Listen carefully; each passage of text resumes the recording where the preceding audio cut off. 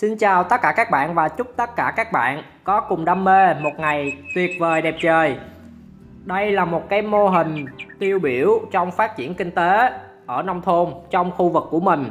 Thì hôm nay mình sẽ đi quay một số sơ lược để xem trong cái khu vực và mảnh đất như thế này nó sẽ mang lại bao nhiêu thu nhập cho chủ vườn và người canh tác nha các bạn. Ở cái phần đầu tiên của mảnh đất này là một cái mặt tiền đường giáp với đường tỉnh lộ, và anh chị có mở quán bán cà phê, đồ ăn sáng, đồ ăn trưa và giao một số đồ sinh hoạt hàng ngày cho công ty. Tiếp theo là khu vực nuôi gà và tiếp đến là một cái khu vực vườn dừa như các bạn đã thấy. Trong này thì gồm có 3 đến 4 giống dừa khác nhau nha các bạn. Gồm có dừa sim xanh lùn, dừa dâu, dừa Indo và dừa Mã Lai. Và ở dưới những cái gốc dừa mình có tư vấn cho anh là trồng xen vào bạc hà như các bạn thấy. Đây những cái cây bạc hà, và chúng phát triển dưới cái mảnh đất này trong cái bóng râm, phát triển rất là tốt luôn các bạn thấy không? Đã cho thu hoạch rồi các bạn thấy cái dấu cắt không? Đã cho thu hoạch và vào nấu canh rồi. Vì anh chị có bán đồ ăn trưa á, nên khi mà nấu canh sẽ nấu canh chua bạc hà vào mùa hè này. Thì các bạn biết là cái canh chua, canh có vị chua thì bán rất là chạy và hợp với khẩu vị của vùng đất Bình Thuận nắng và gió ở khu vực mình nha.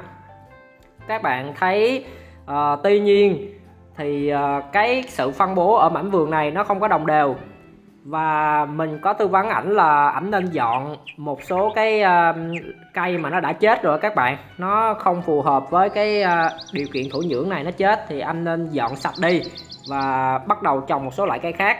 Thì các bạn có thấy là quanh cái đám bạc hà này là những cái cây bồ ngót đó các bạn, giâm cầm xuống bồ ngót đó, thì để phục vụ cái công việc mà kinh doanh buôn bán của ảnh. Và bạc hà này là 100% hữu cơ nha các bạn. Tuy là ở cái khu vực mình điều kiện kinh tế nó còn khó khăn một tí, nhưng mà so về những cái mặt bằng chung á, trong cái khu vực mình là chủ yếu trồng thanh long, thì có một số khu vực mà làm vườn á nó rất là phát triển.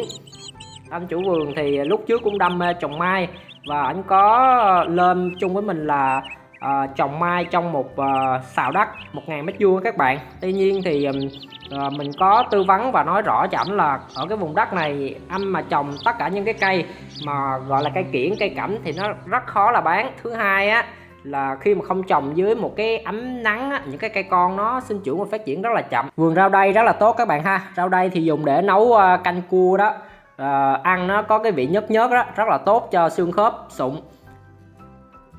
Rồi tiếp đó là các bạn thấy là một cây dừa dâu. Bạn thấy dừa dâu rất là đẹp luôn ha.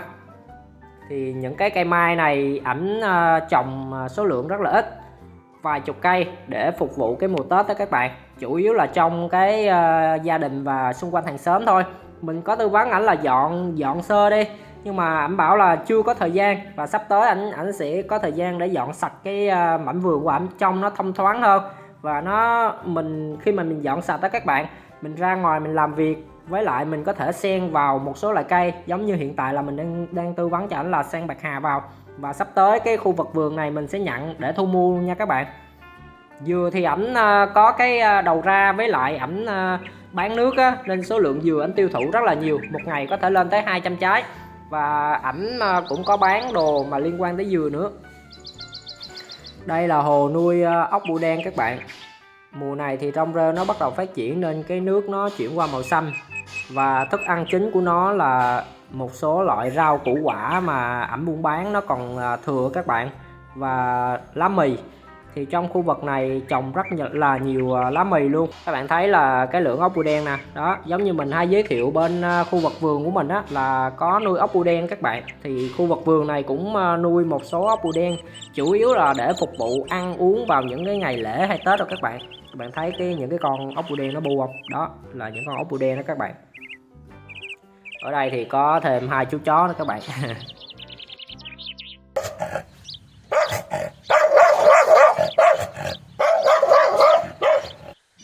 Lúc trước thì 2 cái hồ này là để nuôi cá trê các bạn.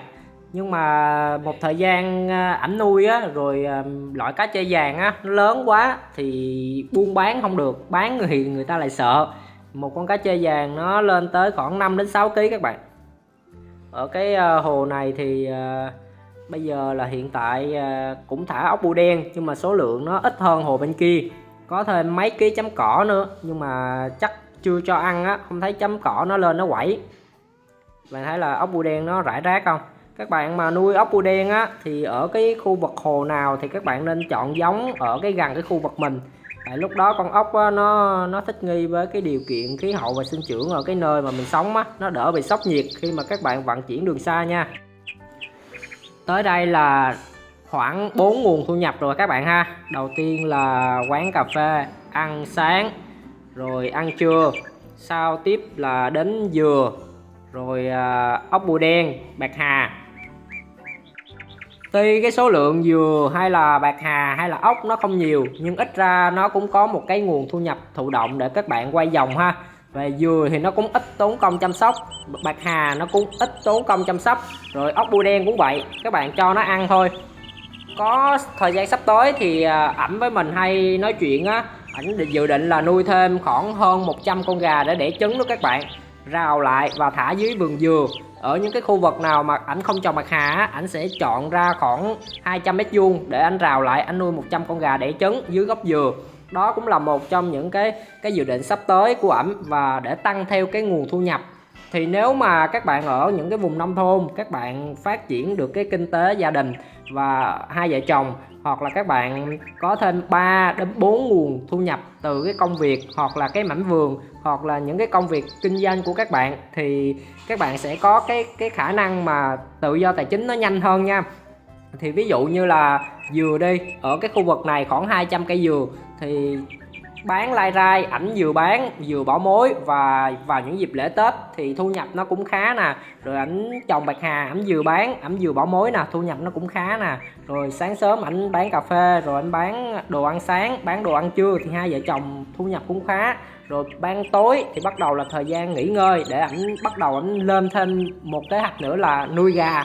Nuôi gà là đẻ trứng thôi các bạn, vì cái khu vực của ảnh là ảnh bán đồ ăn sáng ăn trưa nên sử dụng cái lượng trứng cũng khá đó các bạn, một ngày là hơn 100 trứng đó. Thì cái trứng giá dao động là tầm 2.700 đến 2.800 hiện tại nha, thì cũng là 100 trứng là nó cũng khá nhiều tiền đó. Rồi khi mà các bạn như thế này thấy không, các bạn có nhiều nguồn thu nhập, rồi các bạn làm mảnh vườn hữu cơ nha. Riêng ở đây là làm vườn hữu cơ nha, mình không nói về những cái phương pháp độc canh. Ở đây làm vườn hữu cơ, xen canh, đa canh, và để cái lớp mùn hữu cơ á, cái lớp phủ thực vật các bạn thấy là sát bã thực vật á, để tăng cái lượng mùn. Và sau cái thời gian mà canh tác nha, đất đai nó càng ngày càng màu mỡ và phát triển hơn nha. Các bạn thấy những cái cây dừa ở đây nó phát triển rất là tốt luôn, và cái quầy nào quầy nấy các bạn thấy nó rặt luôn, thấy không? Nó không có như những cái vườn mà các bạn trồng mà hơi độc canh dày quá thì nó sẽ không có đủ cái điều kiện ánh sáng để nó sinh trưởng, và nó sẽ cạnh tranh về tầng rễ nha các bạn nha. Thì các bạn thấy ở đây là một cái mô hình nhỏ tiêu biểu cho phát triển kinh tế nông thôn trong khu vực mình ha. Còn những cái khu vực khác thì mình không biết, tại mỗi cái khu vực nó có một cái điều kiện đất đai, thổ nhưỡng, khí hậu, cũng như là cái điều kiện thuận lợi hay khó khăn nó riêng biệt, chứ không có khu vực nào giống khu vực nào cả. Mình đem cái mô hình này lên đây để chủ yếu là trao đổi với tất cả các bạn ở những cái khu vực mà Bình Thuận, miền Trung đổ ra nắng nóng và khô hạn á, thì các bạn có thể có nhiều cái hướng đi mới để phát triển kinh tế nông thôn. Ở đây là có nhiều cái bụi chuối, và mình bảo ảnh là chặt hết đi, chặt chuối để thứ nhất nó thông thoáng, thứ hai là sử dụng những cái thân chuối đó làm cái lớp phủ bề mặt và phân bón hữu cơ cho cây. Thì nên trồng sen chuối các bạn. Các bạn thấy là ở đây là một cái vườn tre tứ quý nè, sen dừa, sen chuối nè, và mít thái nè, các bạn thấy nè, đó là cái chủ vườn sát bên nè. Anh này là cũng dự định sắp tới là làm về du lịch sinh thái nha các bạn, không biết khi nào thôi. Thì cái mảnh vườn của ảnh rộng khoảng 3 mẫu, thì ảnh hiện tại anh đã trồng 5 sào tre tứ quý, rồi mít thái, ổi nữ hoàng, rồi một số loại cây khác nữa. Anh trồng nhiều loại lắm, đa canh và xen canh luôn nha, có đủ luôn. Rồi cái khu vực ở phía xa này các bạn thấy là tre này đã 1 năm và cho thu hoạch rồi. Các bạn thấy những cái búp măng đúng không? Đó, những búp măng đó là tre tứ quý đó, đã cho thu hoạch rồi nha. Và giá búp măng thời điểm này thì nó hơi rẻ một tí vì mùa mưa các bạn. Qua tới mùa khô thì nó sẽ có giá, nhưng mà đường cái là nó tự động các bạn, ít tốn công chăm sóc. Ảnh thuê luôn hẳn một người ở lại làm vườn luôn, đó là chủ vườn bên cạnh đó. là chuyên thu hoạch nè, thu hoạch những cái ổi nữ hoàng của ảnh là bây giờ có cho thu hoạch rồi nè, rồi măng nè. Quay trở lại với cái khu vực vườn này thì đây là những cái các bạn thấy là đã làm cỏ rồi hết nha, và tăng cái lớp phủ bề mặt rồi, thì sắp tới là sẽ triển khai là bạc hà hết luôn á, nguyên cái khu vực này luôn nè. Hiện tại thì cái giống bạc hà ở khu vực mình á, giống mà thuần nha các bạn, giống mà nó đã qua nắng, nó chịu được cái khí hậu này rồi nha, là rất là ít luôn.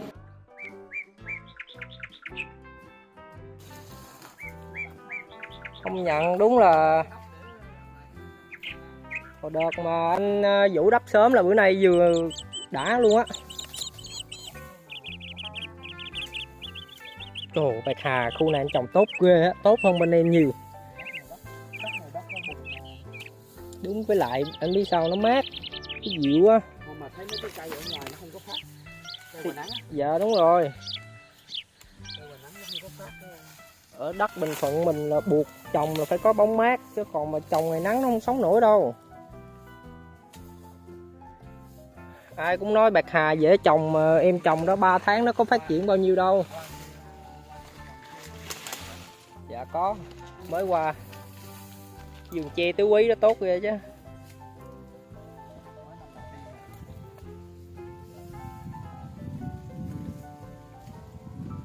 Ông Mạch thôi.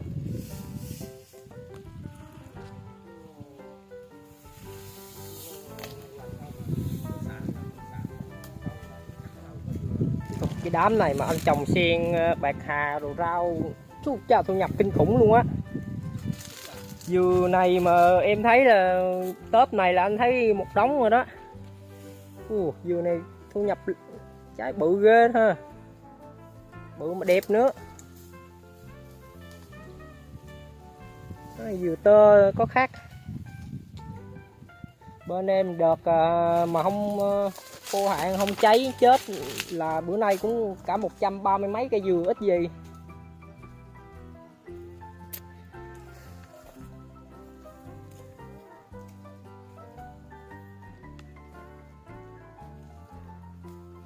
Chắc khúc này chưa làm hả anh Vũ?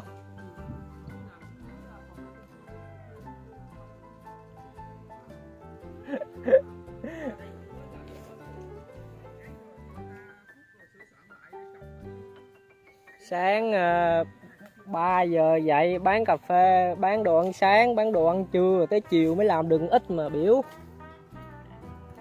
Rồi chạy vòng ngoài rồi làm dừa rồi trồng đồ lá ghim nữa biểu. Không, cái đám dừa này cộng với bạc hà là anh có 2 nguồn thu nhập. Tết bắt đầu mà bán là có giá ghê lắm. Bạc hà bữa nay 8-9 ngàn mà đâu có đâu. Đó là giá mình bỏ nha, chứ còn giá nó bán là bán khúc.